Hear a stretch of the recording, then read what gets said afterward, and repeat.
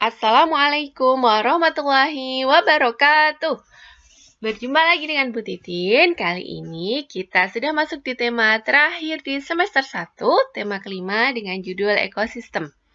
Masih di bab yang sama, skala dan denah, kita ada di bagian yang ketiga. Kita akan belajar posisi benda pada bidang koordinat. Ya, seperti biasa, jika dalam suatu tema kita ada dalil Al-Qur'annya ya, seperti pada tema yang sekarang kita ada dalil Al-Qur'an di Quran Surat Ar-Rum ayat 41. Bu Titin bacakan artinya. Telah nampak kerusakan di darat dan di laut disebabkan karena perbuatan tangan manusia, supaya Allah merasakan kepada mereka sebagian dari akibat perbuatan mereka, agar mereka kembali ke jalan yang benar. Nah, kita sadari ya bahwa akhir-akhir ini terdapat kerusakan yang kita lihat bersama di darat dan laut. Dan itu kerusakan itu disebabkan karena perbuatan manusia itu sendiri, sehingga kita sebagai manusia agar kita menjadi hamba Allah yang bertakwa, kita harus ikut menjaga kembali ke jalan yang benar, ikut menjaga ekosistem yang ada di sekitar kita. Baik, sebelum kalian belajar, sebaiknya kalian berdoa terlebih dahulu ya. Silakan. Baik, sebelum kita masuk ke bidang koordinat, Bu Titin akan menjelaskan terlebih dahulu tentang letak astronomis karena ada hubungannya. Ya, apa itu letak astronomis? Letak astronomis adalah letak suatu tempat berdasarkan garis lintang dan garis bujur. Apa itu garis lintang dan garis bujur? Itu adalah dua garis khayalan, jadi tidak betul-betul ada ya, yang digunakan untuk menentukan lokasi di bumi. Ya, jadi ada dua garis namanya garis lintang.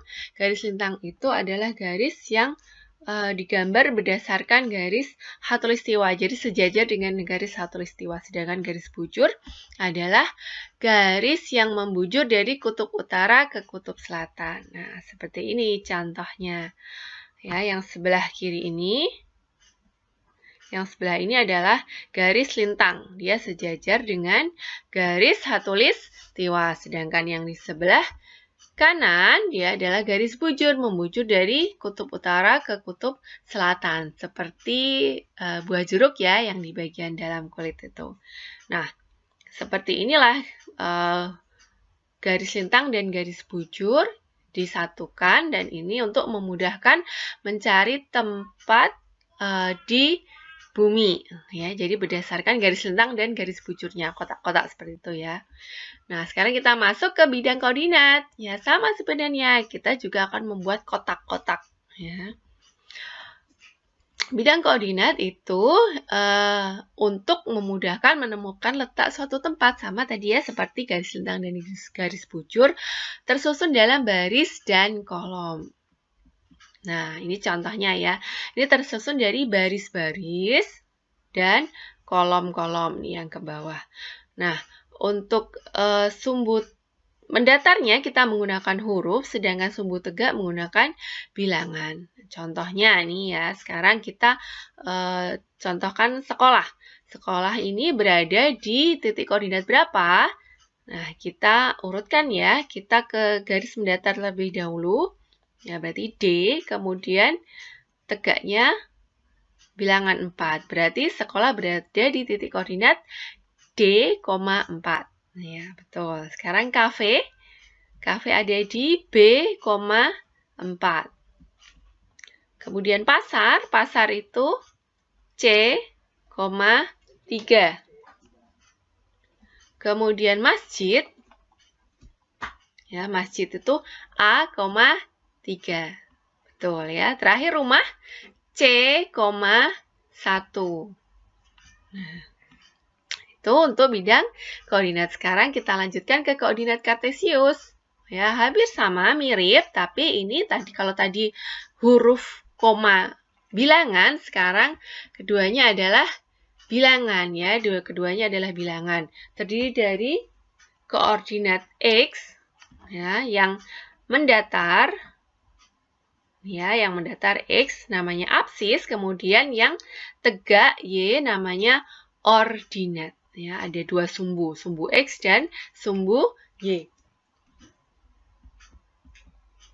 Perhatikan contoh berikut. Nah, ini ya, ada koordinat kartesius di mana di dalamnya ada sekolah dan letak rumah beberapa teman kalian mungkin ya ini ya.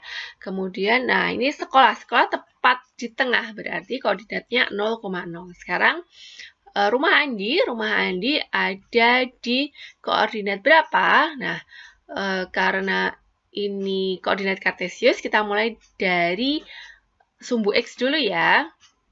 Berarti kalau rumah Andi di sini, kita ke sumbu X dulu. Berarti ke sini ya, ke bawah dulu. Ini 4, baru ke sumbu Y. Berarti koordinat titik rumah Andi berada di koordinat 4,3. Ya, betul. Kemudian rumah Cindy ke sumbu X dulu ya, negatif 4,2. Betul. Kemudian rumah Dedi, nah, ini sudah keluar. Negatif 4 ke sumbu X dulu, baru ke sumbu Y. Negatif 5. Terakhir rumah Budi, ke sumbu X dulu, 3, baru ke sumbu Y. 3, negatif 3. Nah. Kemudian, contoh yang selanjutnya ya. Kalau ini ada titik koordinatnya, kalian yang menentukan di mana letak titiknya di koordinat kartesius. Koordinat titik A, negatif 5,0. Berarti di sumbu X dulu, negatif 5, kita cari, ini negatif 5,0, sumbu Y-nya 0, berarti di sini, ini. Ya, betul kah? Ya, betul. Kemudian, koordinat titik B, 3, negatif 4. 3, negatif 4, kita cari di sumbu X, angka 3, ya, di sini. Negatif 4, sumbu Y-nya negatif 4, berarti di bawah nih ya. Ya, 3, negatif 4, berarti di sini nih, titik B. Betul kah? Iya, betul. Terakhir, koordinat titik C 1,4. Nah, kita cari 1 di sumbu X. Ini 1. Kemudian 4-nya ada di sumbu Y. Apakah di sini? Iya, betul. Ya, seperti itu ya. Insya Allah mudah. Semoga kalian paham. Hari ini sekian dari Bu Titin. Apabila ada kesalahan, Bu Titin mohon maaf. Wassalamualaikum warahmatullahi wabarakatuh.